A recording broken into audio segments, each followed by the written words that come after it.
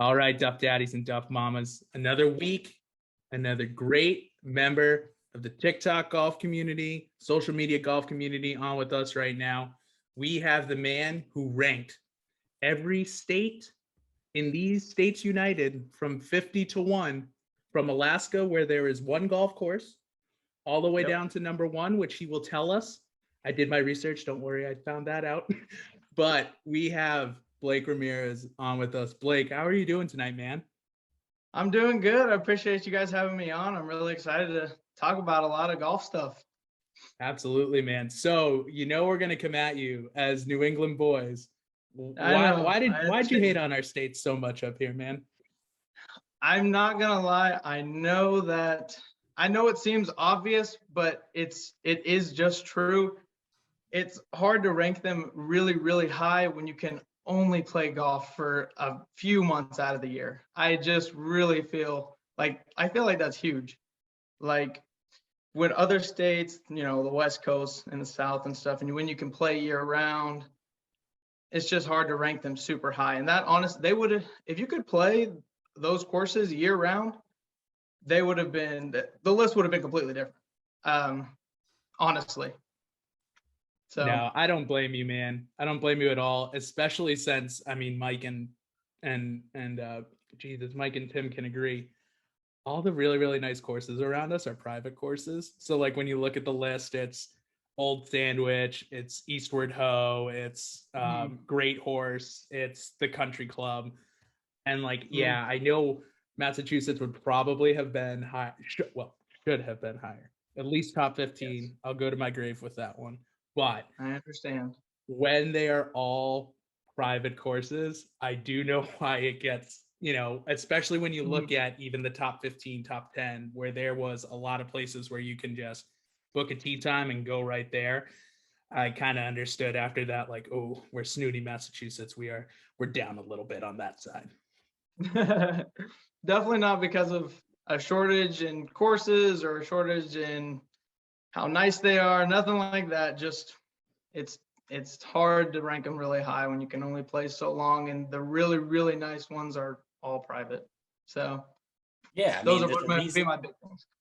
There's a reason we go to these places as destination courses, like down south in the winter. We can people know about these courses because they can go play them, and not many people are going up to New England or up north during the summer just to play golf. They're enjoying the summer or something like that. So I totally understand. My first question to you is, we are perfect examples of this. How do you deal with people just constantly disagreeing with you on? So for those of you who don't know, Blake does the top 50 courses in America, and he does them video by video, so many at a time. And then he also does top public courses in America and everything like that. So the top public courses, I will say, Tim, the top public courses for each state, some of those videos were fire. So those were. Oh my God. I like the public courses. I can't wait for you to keep going. What are you on, number 13 right now or something like that? Yeah, I think I'm on 11 or 12. Those are coming back very soon. I just I even got a new map. I got a new map, bigger one. You can see the states better. Those are coming back. I just really wanted to focus on the top 50 courses, kind of get that over with, do that because I was really excited about that one. But I get a lot of comments about bringing the public courses back. I'm really excited to keep doing that one and doing my research. It's ongoing research about courses and stuff. I haven't played every course like everybody in my comments thinks I have. I haven't been to every single state, you know what I mean? But it's research. That's how the people that truly rank them do it. It's research, and you talk to some people that have played at some of those courses and things like that. And but to go back to your question, I don't really care too much. The thing is everybody's going to have their opinion because the people that are watching, that's their state. That's what that means that much to them, right? So everybody's going to comment. Everybody's going to say a million different things to make you look like crap, make your picks look like crap. It is what it is, right? You just got to get over it. At the end of the day, they watched your video, right? So. And they interacted with it too. Exactly. They 100%. probably send it to all their friends being like, look at this guy, he doesn't respect our courses. Exactly. Disagreement's No. good too. It's good to have disagreement in the air, 100%. because I'm sure you can, and golf is something that's very personal and easy to disagree on, especially when there's so many great courses, great places to play. And like you said, people from their home roots supporting their turf. You can't knock it. You gotta love it. And there's nothing wrong with you going down a list and saying this is, like, I'm curious what, when you say research, like what, I love that you're calling people that have played it. That's sweet. Like obviously looking into it a lot online. And I mean, it's so tough, there's so many great places. The research part is, that's what takes the longest. The videos don't take like long to edit, like 15, 20 minutes max. The research part is the longest part and it's the funnest part, just I've talked to like a couple of head pros before, and just like I just want to know about like their courses and things like that. Because they have other people have ranked stuff online, and you nitpick things here from there, and you see where other people have put them, and then you form your own decision, and then you put a lot of different things. I put a lot of different aspects in it, like some people don't think about, like with the weather thing, with all the New England courses and things like that. I put a lot of stuff in there, and playability, if it's a really, really hard course that is extremely private, hard to get on, like it's not gonna do as well as like an entire state that has a bunch of great courses that anyone can get on. You can get a tee time, things like that, because That's so true. That's so you golf got to is, appeal to the mass, like it's, I'm not making videos for the 1% of people that can pay $500 a round. You know what I mean? Absolutely. that's minority of people. Absolutely. And that's when I remember seeing Wisconsin and Michigan up a little bit. I was like, damn, like how did they get so high? But then I remembered like pretty much all of Wisconsin's nicest courses, like Erin Hills, Whistling Straits, like all of those, they're all public. Like you can book a tee. Like New York, same thing. Like besides Wingfoot is, Tim knows. Tim snuck into Wingfoot one time, and during the U.S. Open, he just drove his car right. It just drove his car right up into. Wow! Great TikTok. What a TikTok! Hey, but yeah, like you get to meet people too. Like you probably get to like play a course you wouldn't have played before. Just those phone calls or just questions. Like when people ask, like, and you're interested in their stuff, that goes a long way as a young kid too. Yeah, it does, 100%. I like interacting. Like I'm not scared to interact with anyone. I'm not scared to call someone. I'm not scared to talk to them. It opens up a lot of doors, especially for like someone young that's trying to do like what I'm trying to do, because what I'm doing, I like the ranking stuff. I love doing that. I love talking to people. I love doing the research and everything. But like my end goal is like, I really would like to be like some sort of golf influencer, social media personality type of thing. And I want to get there one day. And, you're not going to do that just not talking, interacting, doing things. Right. So. Ooh, yeah. No, that's awesome, man. And that definitely makes a lot of sense. What was the hardest state that you ranked where you're like, I can't believe I ranked this high? Well, we could do it both. What was the state that you ranked that you're like, I can't believe I ranked this high until I did my research, and now I realize like how great the courses are? And what state were you like, I'm ranking this low and I shouldn't be ranking it this low, but I have nowhere else to put them? I would say that the hardest state for me to rank was probably Missouri, just because, with like the Paynes Valley hype and everything. And it's really hard because they have the Paynes Valley, and then they have all those like absolutely beautiful mountain courses around there. I forget what, Cedar Lodge or something like that. All those courses around there. And like outside of that, there's good courses, but it's not like, there was a lot of hype around Missouri. So I didn't know if it was too high or too low, because everybody's going to have a different opinion, especially when Tiger just built a new course and it's got these amazing things like the 19th hole and things like that. And, it's an amazing course, but it's like people are riding that pretty high right now. So that was probably the hardest one. I saw one person commenting that Paynes Valley it was like the top courses in America, and you went, Yeah. it was 5 through 1, and someone was like, Paynes Valley is number 1, way better than Augusta. And I said, absolutely not. Absolutely Yeah, not. you get that. I get that stuff all the time. I mean, the people, it doesn't matter. Sometimes people just grow up so like localish. They think, I get these comments all the time. It's so funny. And they're like, where's my local muni? Why isn't it top 50 type of thing? Cause that's what they've grown up playing. And they're like, it's nice, but they don't know anything about other courses in other states and things like that. Right. Exactly. No, totally agree with you there. It's one thing I will give you credit for.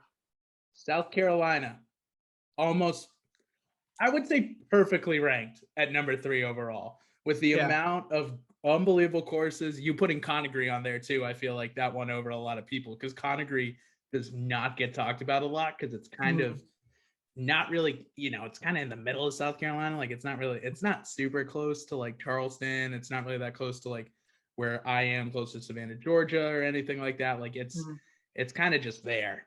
But it is one of the most beautiful. It's one of the most beautiful courses, and them playing the PGA Tour last year, there was great. Was there a lot of California versus Florida, and how hard did you have to go back and forth on that one? Yeah, I was gonna say that after I was talking about Missouri. That was the hardest one. Other than Missouri, that was like the hardest thing to pick for was California and Florida, and it didn't matter where I went. I was gonna get exact amount of hate on one side as much love, so Exactly. it didn't matter. But I did end up picking Florida as one. People are gonna hate. I understand. That's where all the pros live. That's where all the pros live. I was about to say, I would say the top 4 which was Florida, California, South Carolina, and Arizona perfectly rated. I think some of the pros might be mad because a lot of the Southern guys live on St. Simon's Island in Georgia, where they play that RSAT. So like a lot of them would probably, because Georgia ended up at what, 9, I think 9 or 8, right? I think it was, I think it was somewhere between like 6 and 8. I can't remember, but yeah, I did see a lot of hateful comments coming around Georgia. Yeah, I was like, all right, which is fair. Where was Rhodey? Where was Rhodey, Timmy? Oh, do you know? Down. I don't remember. It was like 38. Yeah. Was it before? What was Mass again? 21. So we were in the top half. You were in the top half. You were in the top half. Rhodey's should have been higher. Rhodey's. How did you even like come across, like I saw it was, I don't know, it was like number 45 or something, like Delaware. I mean, I couldn't even tell you a course in Delaware. Yeah. I couldn't either. I couldn't either at the time. Yeah. I just did like some research on it, found courses, and like another thing that went like into it was how many courses they do have. That's why other than like maybe Florida and like Augusta, or not Augusta, but Georgia and California, I got a lot of hate when I put Alaska at 50. And I understand like they have like this time of the year that you can play like all day or something like that, and you can see Northern Lights or whatever it is. But I think if I'm right, I'm pretty sure they have 5 courses in the entire state, and Really? none of them are actually like good in any way, shape, or form. Right. So it's They're gotta just- be auto 50. Yeah, I mean, Sorry, yeah, Alaska. Really interesting fact. There's only 5 golf courses in the biggest land state by mass in I mean, United States. dude, That's it's incredible. It's frozen for most of the year. I'm so Don't hate on lie, but- Alaska, but like, Alaska golf, I'm sorry guys, it's just not a thing. right. It's not. Sounds like number of golf courses like divided by kilometers of land per state was a big factor in these rankings, which I can respect. Rhode Island, some good courses, not a ton of courses. Not a ton of courses. It's tiny, right? So There are 5 golf courses in Alaska. 5. Oh, This is bringing up a stat right here. I know what happened. I got fired as stat guy last week. Tim, you're supposed to be stat guy now. I heard that. Golf courses per square mile per capita, the ranking in the United States. So the most golfers per square mile. What's Number Rhode Island? 4, Connecticut. Huh. Really? Connecticut's I don't tiny. even think though. I knew that. Connecticut's Number very 3, small. New Jersey. Mhm. Tiny Number states. 2, Tiny Rhode Island. Massachusetts. Okay. I know Number in a 1, moment. yours truly, Rhode Island. Rhode Island. Hey, we got Wow. that's 1, crazy. 2. We do have courses out here. We For do. sure. I got to see if Alaska's got to be 50. No, I mean that's got to be an Yeah. astronomical. They've got to be. They have. Well, on this site, it says there's 23 golf courses in Alaska. 4 golf courses per square mile. So you basically have to travel 2 hours for every tee time. Yeah. Mm-hmm. At least, not farther. Ooh. Like this is Massachusetts. incredible. You're bringing up some territories we've never even thought of. This is great. But going back to the weather thing, like have you lived in a state year like for a long period of time where you can just play golf whenever, like all yes. year round? Well, yes and no, because I started golf, like I picked up a golf club for the first time the end of my sophomore year of high school. So I've only lived in Oklahoma and Michigan in those times. So Gotcha. Oklahoma, yes, you can, but it like the wind down here when it's cold in those winter seasons is frigid. Yeah. It's horrible. So yes, year round technically, but like maybe like once or twice a week when there's a decent day to go out. Yeah, not comfortably. Yeah, I saw you were a big basketball guy with one of your talks. You played since you were little. That's sweet. Yeah, that was my first love, basketball. I love basketball. I still love basketball. Hell yeah. I think I still watch just as much basketball as I do golf. I'm a diehard Celtics fan. Hey. Diehard. Brendan and I, middle school teammates. That's awesome. Not high school teammates. One of us got cut. Did you try out, Brendan? No, I played hockey. Right. I knew I wasn't going to make you can't that. say you that got cut. You never got cut. Oh, Makes for a I do funny remember story. that though. That was funny. But yeah, we grew up. Mike and I grew up playing basketball, and then all of us played golf and stuff growing up too. It was great. Right. But yeah, Brendan. I was just about to say, Michael, take it away for 20 minutes. We can talk. You guys can talk about basketball, and we'll do Duffin up in a little bit of basketball. Could go Celtics for a while, but it's all-star break. We're fine. We can take a basketball break. Yeah, we can take a little break. No, that's sweet. Play until you can't, because it's so much fun. Yep, 100%. Best part about golf too, you can literally play until like your feet fall off, which is great. This is actually my first night off. I coach at a high school, and we didn't make the playoffs. So this Tuesday, today is our first day without practice after work. So it's kind of took a nice little nap before this pod today. So usually I'm running in here. Blake, talk to me about your own game. How is it? What's new? What's where are you at right now? Obviously, college is. I mean, make the announcement. What's going on? Yeah. Right now I'm in the transfer portal. I'm transferring from Northern Michigan University. I'm coming off a back injury that I had for 3 or 4 months. I missed almost pretty much all of last semester season. And I'm coming back from it. I'm feeling a lot better, playing really, really well right now. Haven't made my decision on where I'm going next fall just yet. It's coming up. But yeah, I'm just trying to play as much as I can, and back feels really good. Playing well, and just getting ready for next fall for wherever I head to. I don't quite know yet.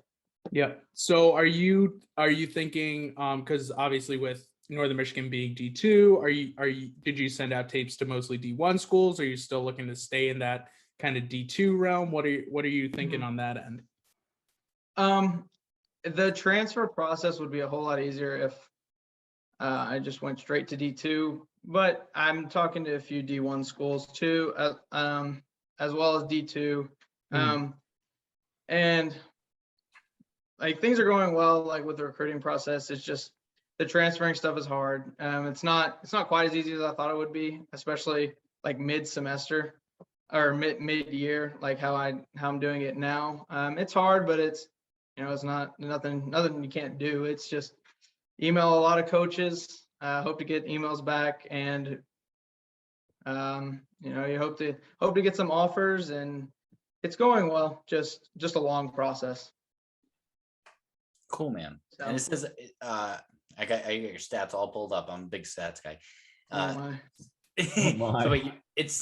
it says you're like the 2020 player of the year. So that was coming out of high school and things like that. Explain to me how that works. I mean, obviously it's in Oklahoma, and I mean, Oklahoma's huge. I mean, Rhode Island's so small where like the one who play the golfer of the year is just the one who wins the high school tournament. But I'm sure there's so many different leagues and tournaments in Oklahoma. So explain to me what that means to be 2020 player of the year.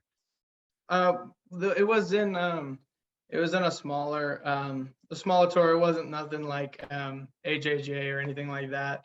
I played pretty well for a little while, as well as I could, only playing golf for like a year and a half. I definitely wasn't born with a golf club in my hand, anything like that. So just worked really, really hard, and got some good scores. I think I ended up coming out of high school with like 15 or 16 official offers. And it was a hard process. It was really, really hard. There's a lot of work that has to be done.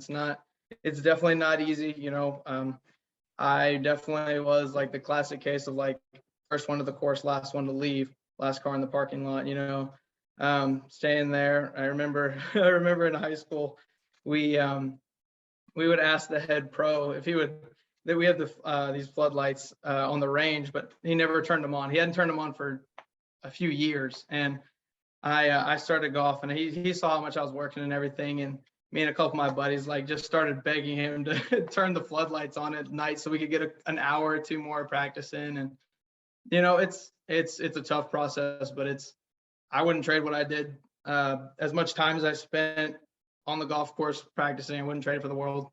It was a really, really tough process, but it was a lot of fun. Met a lot of good people. Met a lot of great coaches across the country as well. A lot of good teams out there, a lot of good programs. But yeah, I played well for a little while, and I ended up picking Northern coming out of high school. And that, I mean, the experience at Northern was great. There's absolutely zero hard feelings towards them in any way, shape, or form. They're great. Coach is great. Teammates were great. Some things just didn't work out, which is fine. You know, it happens. But you know, I came into college. I didn't play as well as I wanted to in the tournaments. My qualifying went pretty well. Didn't play as well in the tournaments as I would have liked to, but we lost our first semester to COVID. So I've only played a semester of college golf actually, and I've been in college for 3 semesters now, one for COVID and one for a back injury. And I qualified for all 5 of those tournaments and our conference and everything. And it wasn't as well as I'd like to play, but I absolutely would not trade it for the world. Northern's a great place. So. No, that's awesome. Yeah, that's great to hear, man. And it's great. You know, what would be, you know, you talked about how much it is, even during the recruiting process, it's a grind. Like what advice would you give, you know, a young kid either coming in at, you know, 18, going through that process, or doing what you're doing right now as well, like with the transfer portal? What advice would you give any of the young golfers out here right now going through the same process? The biggest thing I would tell them is like, golf is really, really different from other sports, especially in high school. The coaches never come to you. I mean, unless you're like, you know, you're like ranked top 50 in the AJGA or like top 100 in the world type of thing, and junior rankings, things like that. You know, you're not going to get an email from Duke, Stanford, something like that. You know what I mean? You have to get your name out there. That's what I would say. I would send a lot of emails to a lot of different coaches across across all divisions as well. I mean, I coming out of high school, I had, 2 or 3 D1 offers. I had a bunch of D2, bunch of NAIA offers, but it's at the end of the day, it's not D1 or die. You know what I mean? It's where you want to end up. It's where you want to live. I think it's a way bigger, that's a way bigger thing to think about when you're going to college. It's where you want to end up. It's what part of the country do you want to be in? It's a financial decision, obviously. That's what I would say is just grind. You have to email a lot of coaches. You have to set up a lot of phone calls. You got to get a resume done of all your best scores, the courses you played on, the things like that, and give a description about yourself. And that's what I would say to the younger people is definitely get your name out there, because if your name's not out there, they will not find you. I promise you, they will not find you. Phenomenal answer. Incredible, man. I'm 30. I mean, you're making me, like, how young are you? You're making me think of, I'm 20 now, just turned 10 years. Making me want to rewind back to 17-year-old Brendan, be like, give up football, kid. You're never gonna make it. Get that golf grind back going. No, that was awesome. That was awesome. Thanks. And I love that. Not D1 or die. I love that. It's not. It really isn't. And especially like you said with the with you being in the transfer portal as well, like it's not a recommendation that you go to a school and then transfer out of there, but there are plenty of players, I think even on the PGA Tour now that were, Zach Johnson went to Drake, which I think is maybe D2. Like it could, it might even be D3 for golf. Mm-hmm. So it's like schools like that, you know what I mean? Like it's not about the school. Like you could be a big fish in a small pond. You could be a big fish. You could be, like Sahith Theegala and be the number 1 ranked, college golfer at the time when he was at Pepperdine and be the big fish in the big pond. So it all just kind of depends on, what your feeling is. And, I think, your case is great too, because you ended up at a place you did, well, but it just didn't work out. And now you're kind of, moving on. And I'm sure, that there's a lot of golfers out there right now who are doing the same thing in college because of the transfer rules. Yeah. I my mind went blank. That's what okay, is the no worries. for someone My mind like goes blank all the time too. For the transfer process, it is hard. Like I said, doing it like in the middle of the year, I wouldn't recommend it, but it is hard. But everybody goes through their own process, right? And this is mine. But something that I love about golf is it just like how I was saying, in golf, it really isn't D1 or die, because everybody in the NBA except 1 or 2 people in a draft class played huge D1, unless other than the new school for the PGA Tour that they take the top 10 and they give some status to on the PGA Tour. Everybody else has to go through Q school, whether you played JUCO or you played at Duke. You got to go through the same process, and you got to pay the same amount of money, other than sponsors and stuff once you get to that point. But it's the same process for everyone. So I would recommend, go somewhere where you think you can get some playing time, and get some experience with college golf, because it's totally different than junior golf. College golf is a new beast.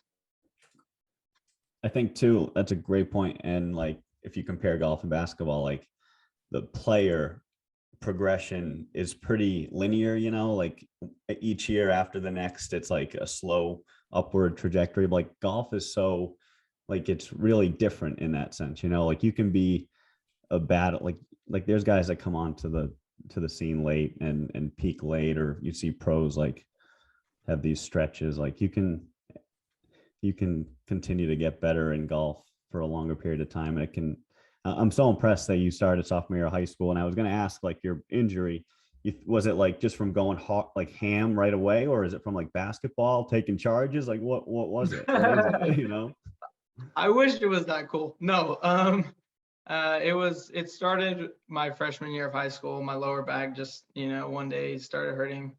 And I still to this day, like, have no idea, I guess, what really started it. But ever since then, it's been off and on. It's an off and on process. But this last time it hurt. I couldn't even, like, for a while, I couldn't even stand up for like 2 or 3 days. I could not get out of bed.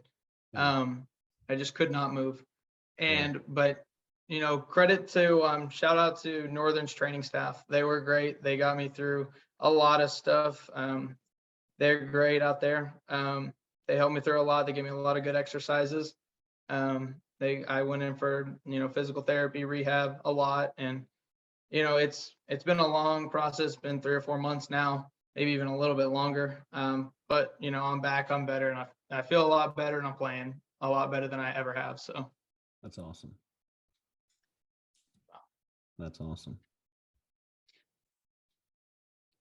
So this transfer portal, I mean, for someone, I have no idea what it is. Is it like just a pool? Like you say, all right, I want to basically become a free agent. Like I want to transfer, you put your name in there and maybe someone picks you up, like kind of one of those things. Explain that to me a little bit.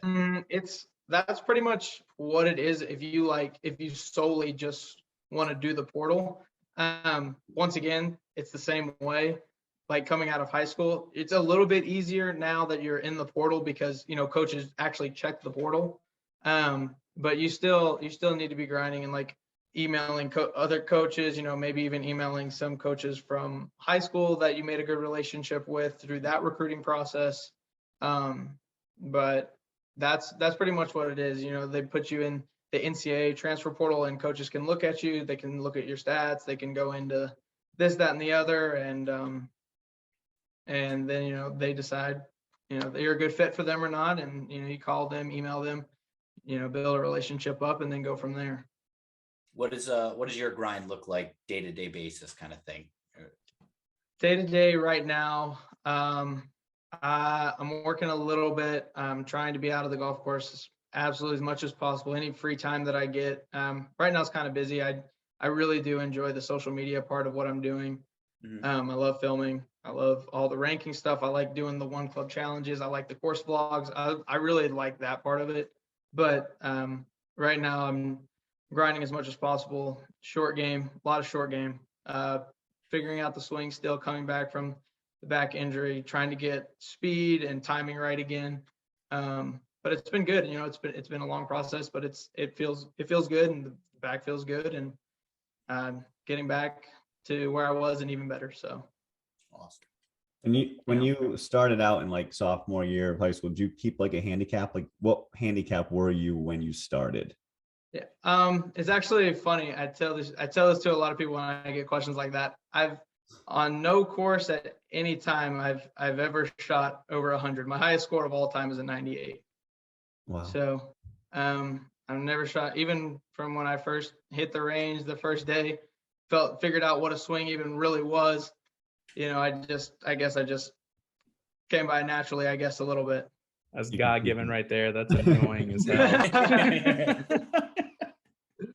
But was this like no joke of a awesome, golf course too? Like you played on and like, I mean, if we shot over 100 at Heather Hill around here, we'd be kicking ourselves. But I mean, not in high school, really. Maybe, I don't know. Right. And I mean, I'm sure if I got thrown on like a college golf course at that time, it'd be different. But I played my home course and I played a couple of local courses, and they weren't like, they're not horrible, but they're what you learn golf on, I would say. They're not bad courses, but they're not unreal. They're local munis. Right. Some stuff like that. They're not $100, $200 every time you want to play. And part of that is setting yourself or getting in that mindset of setting yourself up for success. I mean, because I can think of how many times where I'm like, I want to go play Newport National from the tips, and I have absolutely no business doing that when I'm 16. You know what I mean? Like one of those things. Right. I have no business playing from the tips now.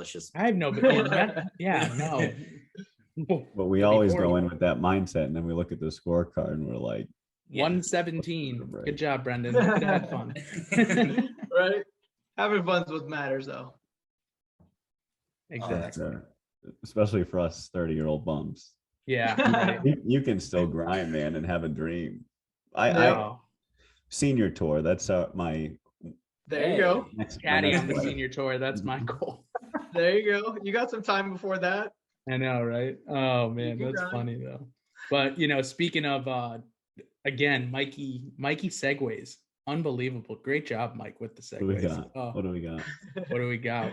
Going back to the tours, I don't know. I know we talked about it a little bit beforehand, but everything that has been going on lately, just kind of want to get your thoughts personally on just the Saudi golf stuff. Yeah. Kind of what Phil said, and then today backtracking a lot of it. The Mhm. amazing comment from Rory on Sunday. Yeah. Would love to hear any and all of your thoughts on that process, on that side too. Yeah. So, with the entire thing, I honestly, I may get heat for it, but I like what they're how do I say it? I like the mindset of where they're at, of like trying to give these players like real how do I say it? Like real security in their job, like really like signing them to real deals and like things like that. And because I mean, you hear it a lot of the time. Some of these players will go to the PGA Tour and maybe do well a couple times and then do really bad a couple times, and then they get knocked back down to the Corn Ferry or some other mini tours, things like that. I like that part of it, but just like Rory said and some other guys said, if you want to be the best, you need to compete against the best, and the best is in the PGA Tour. I don't think there's any reason to jump ship, especially just for money, right? So I get it, but no, I definitely don't agree with what Phil said. Rory, Phil shot himself in the foot, and then Rory and what JT said, he had it coming to him.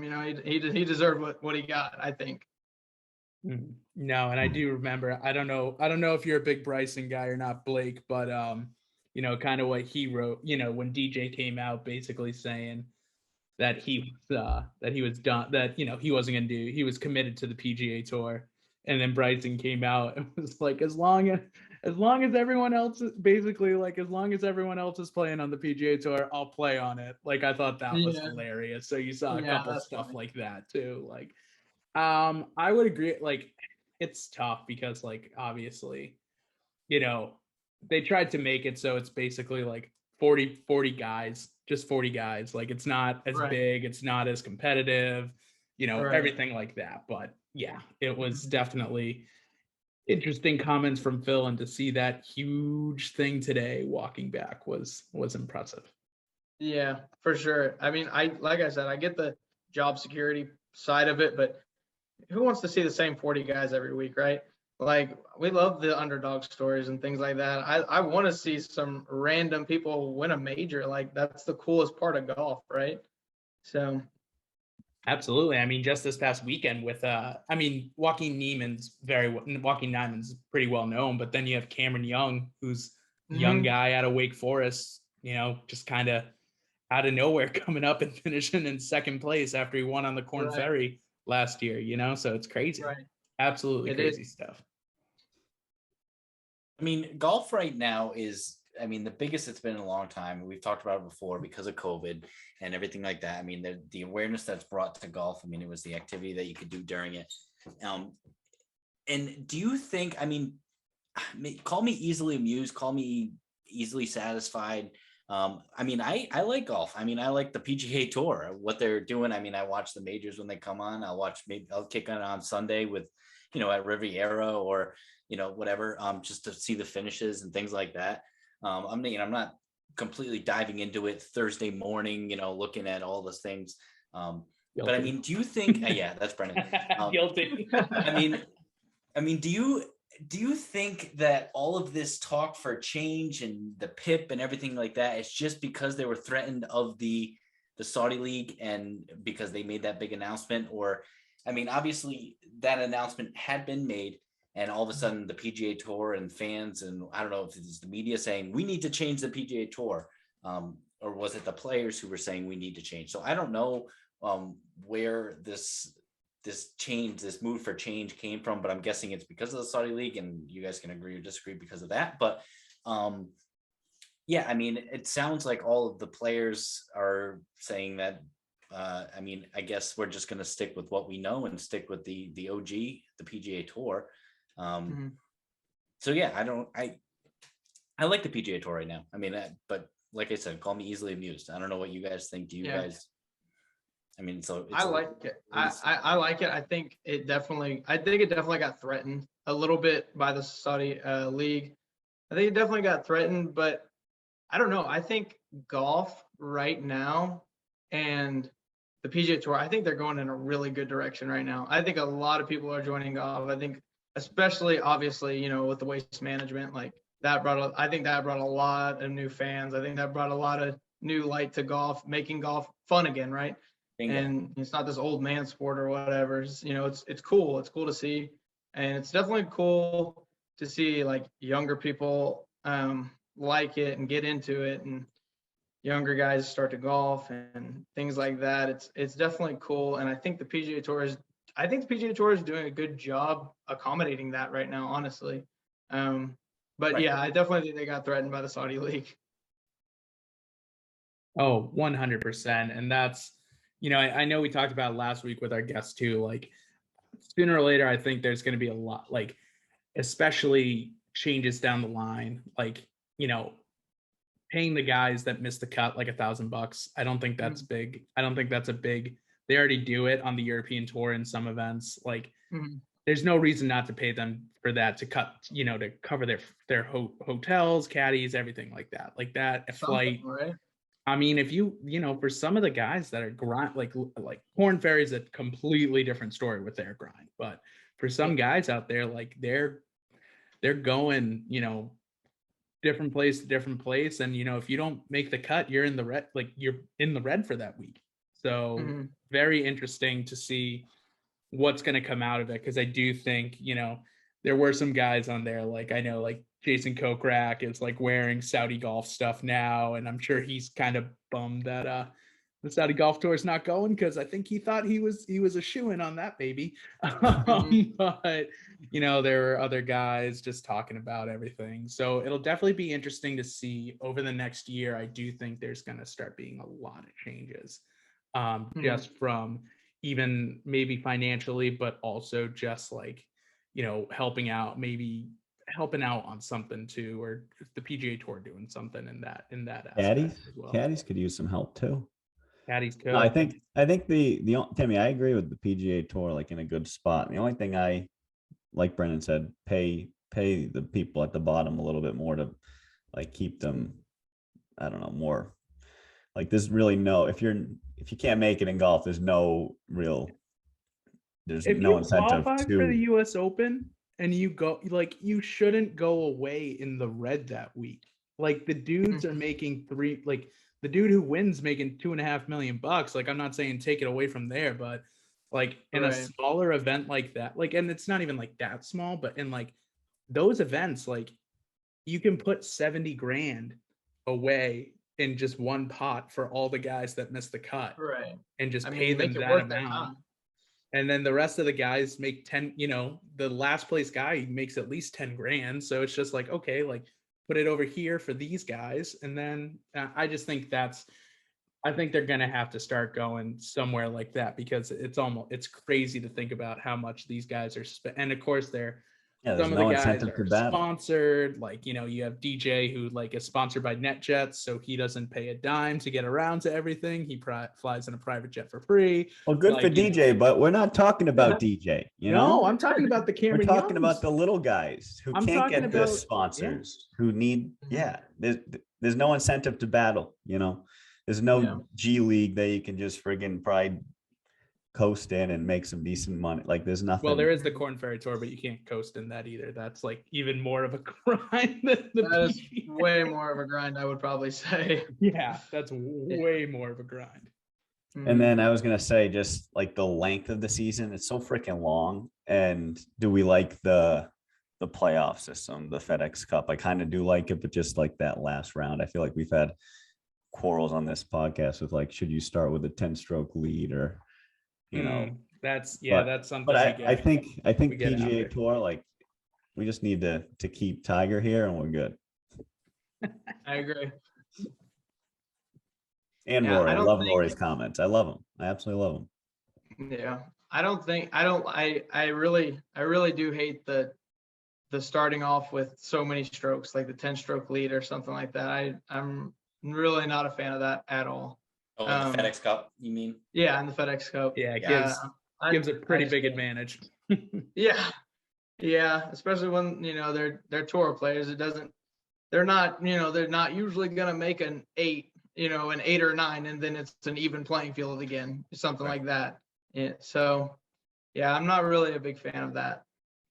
Honestly, that would be 100% epic. agree. That'd be John funny. Rahm almost holed out this past year Oh, from the fairway. Like Cantlay stuck it pretty well. It's a par 5, right? And Yep. and Cantlay put it to like, 2 feet. I don't, yeah. But then Rahm almost drilled it. That would have been unreal. That would have been crazy. Yep. Blake, do you have any suggestions as to what they should do? I mean, when we talked about it a little on this podcast back when the term was actually happening, but do you have any? Can you enlighten us with anything you think might work? Putting you I on the spot definitely here think- right now. I know. That's okay. I definitely think that there should be some sort of compensation for every player that makes the field. Yeah.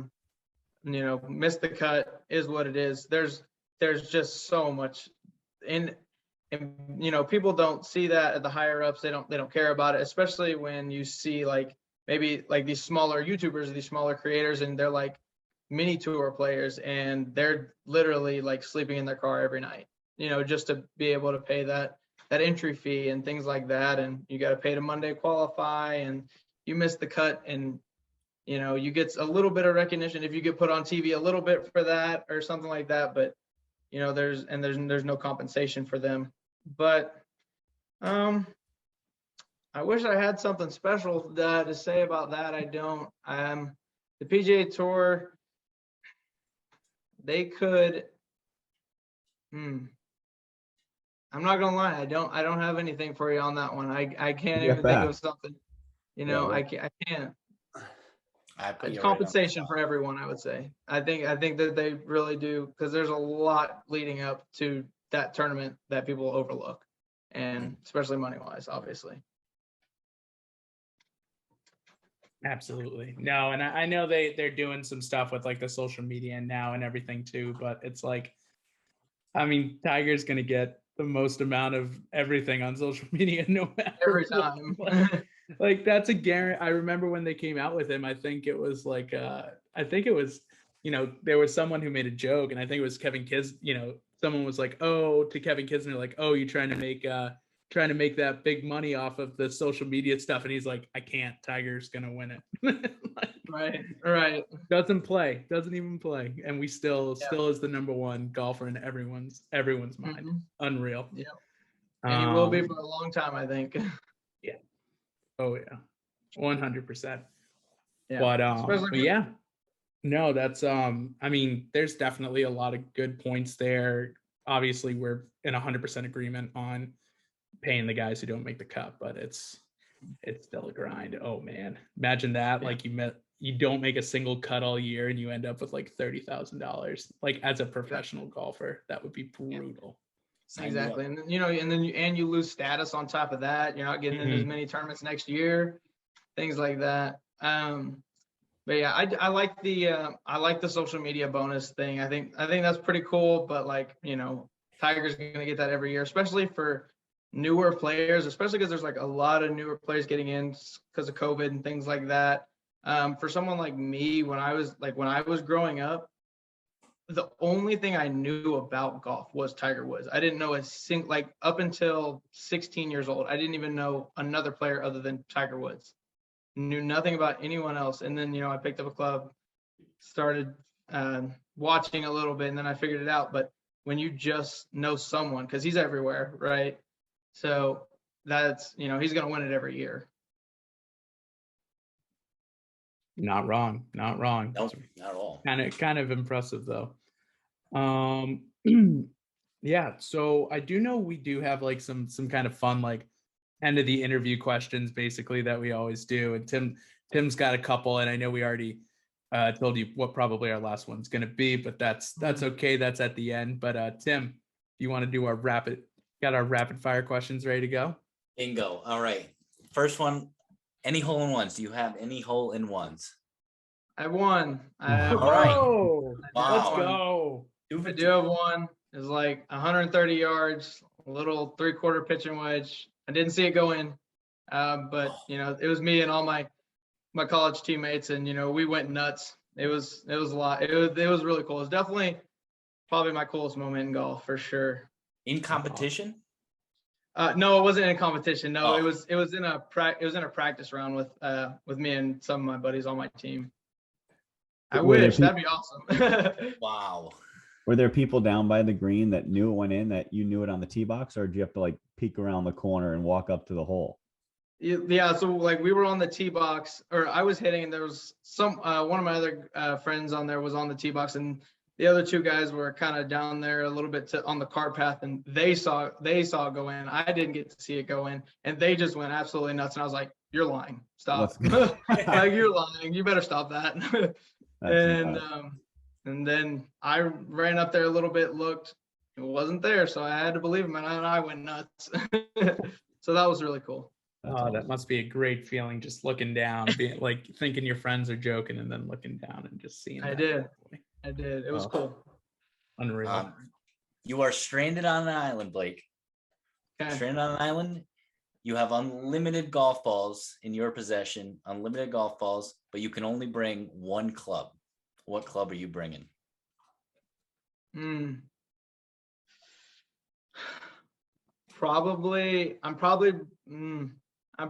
bringing a lob wedge, just because I like to juggle. I can juggle with it, and I'm the guy that like coaches get mad at me because I'll bring out the lob wedge anywhere around the greens. I'm that guy. I'm not like the 9-iron bump and run guy. I love the lob wedge. Awesome. That's the first time we've heard that one, so that's great. All right. I like that answer. I like part that of par 5 on one of your TikToks with a 60 degree. Yeah, that was hilarious. That was a cool video. That was fun. That one did well. I like that video. Did you make par? I knew it was a 552-yard par 5 or something like that, right? Yeah, and everybody was so mad at me. They were like telling me, they were saying they like averaged it out. They were like, you didn't hit 150 yard, 140 yard, 60 degree every time. And I was like, I power thinned everything. Like, I was just about to say, on a couple of them, you could tell you scold the ever living daylights out of it, but that works. That's the point. I know. That's what I'm doing. I'm trying to do that. Everybody was so mad at me, but like we said earlier about, the hate or whatever, they're still watching the video, still interacting. So it's cool. Exactly. No, that's great. Oh shit! That's a good answer. We've had 2 good answers in a row. Unlike we choose driver 3-iron or putter. And then took a putter. I don't understand that. Love it. I wouldn't have done the putter. I'm not gonna lie. You make it into a driver too, man. It's 5 degrees. What's it called? Bryson DeChambeau hits a 5-degree driver. That's fine. He thinks he's gonna have a putting surface, like I'm gonna have a putting surface. It's gonna be great. Putt on sand, bro. No, I guess I didn't think about that. Okay, I didn't think about that. That's fair. I can see what you're saying with that. I still wouldn't do it, but it's okay. You can putt with the lob wedge too. Just skull. Yeah. Just do the bottom. Yeah, just keep sculling it. All right. I want you to take a look in your dream house. I want you to look out the back window. I want you to imagine a hole, any golf hole that you have played, any golf hole that you've seen on TV. That hole is going to be your backyard. What do you want as your backyard hole? It comes with all the surroundings if you want. If it's a nice surrounding. Everything, huh?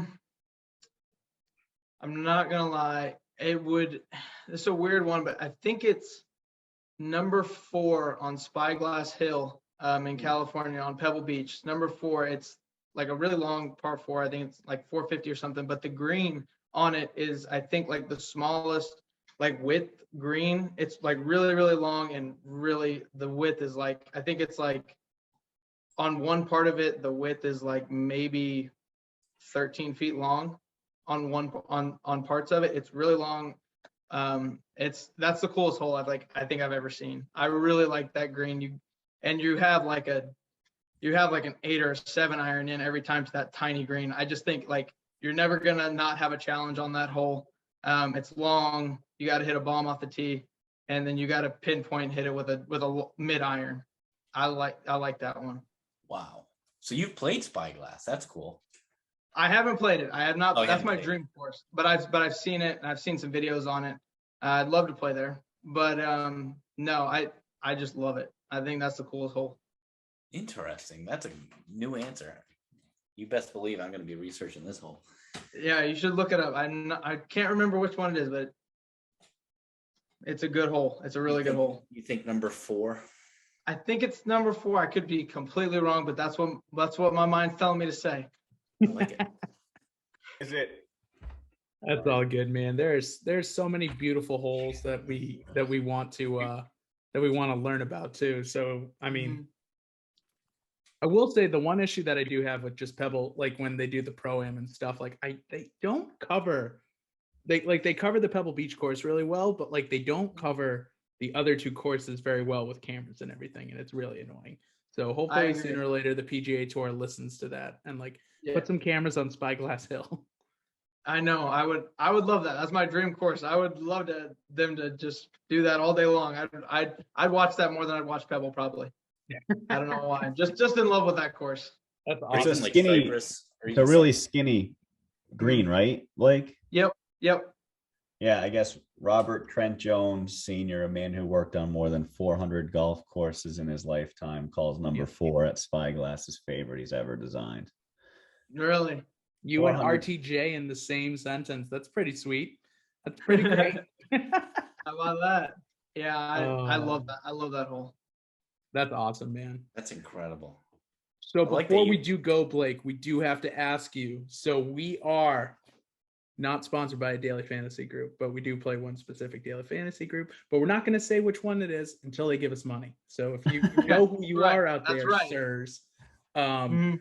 But one of the things we want to do is we want to ask all of our, guests on here, who do they think, and it could be a favorite, we'll try and squeeze it in, or it could be a dark horse and we'll be able to probably afford that. But who is your favorite to win the Masters for this year?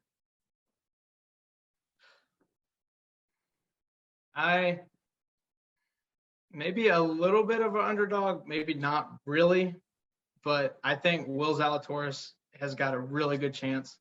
I like I it. like really good chance. He finished second last year or 2 years, something like that. That guy's pure. Like he can get around any golf course.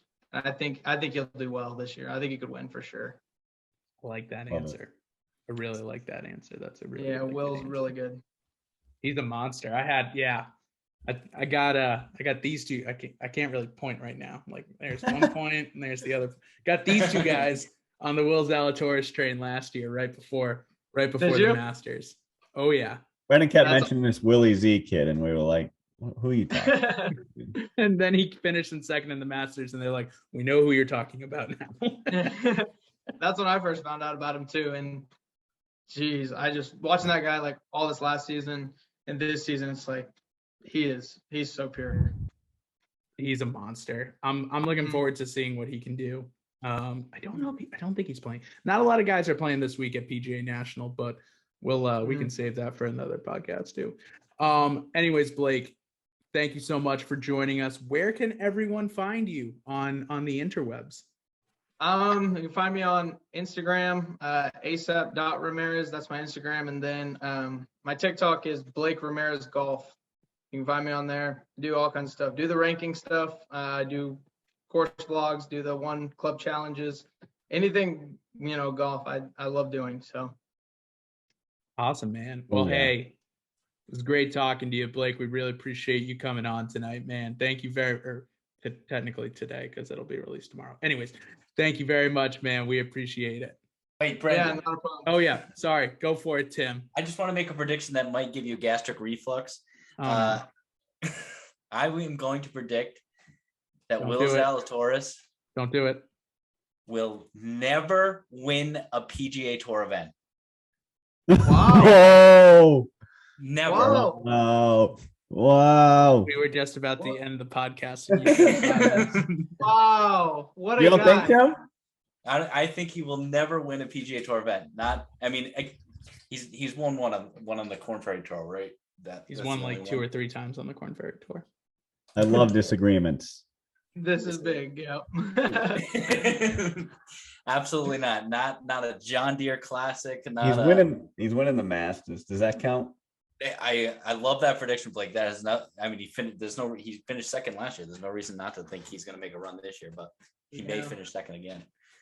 I cannot wait until he wins like the Puerto Rico Open, and I get to shove this straight. Brennan. I can't wait till Timmy eats crow.